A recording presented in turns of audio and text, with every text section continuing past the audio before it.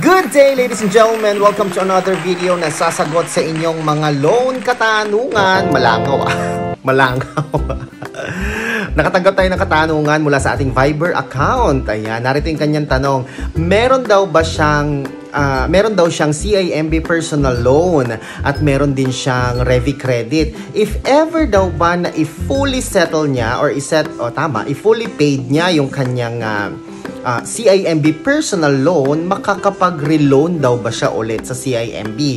Provided or considering na meron siyang Revi credit. Wala pa akong experience sa ganyan. Although meron akong existing CIMB personal loan, hindi ko pa natatry mag-advance full payment at matry at malaman kung makakapag-reloan nga ba ulit sa CIMB personal loan. Kung mapapanatili mo namang mataas ang iyong savings account sa CIMB at updated ang iyong mga due sa Revi credit, sa palagay ko naman, ikaw ay magkakaroon ng repeat loan sa CIMB. Yes, you may fully pay or fully repay your total loan outstanding. Please note that an early settlement fee will be charged as follows.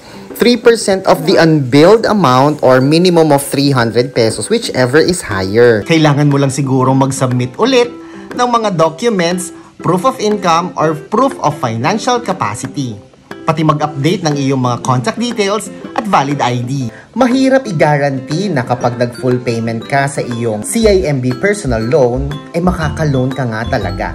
Lalo na kung meron kang G-credit at meron kang bad record sa G-credit, baka malabong makapag-repeat loan ka sa CIMB personal loan dahil ang G-credit ay funded by CIMB Bank. If you want to fully settle your loan, there is a settlement fee. You can make an early settlement fee in settlement in full by following the simple steps. Log into CIMB Bank PH app, tap credit and select personal loan. Tap on 3 dots to go to your loan details, select close account and follow the steps from there. Please note that there will be an early settlement fee of 3% of the unbilled amount or minimum 300, whichever is higher. Kung may katanungan po kayo, please comment down below. Ako po si Chico. Enjoy the rest of the day and God bless po!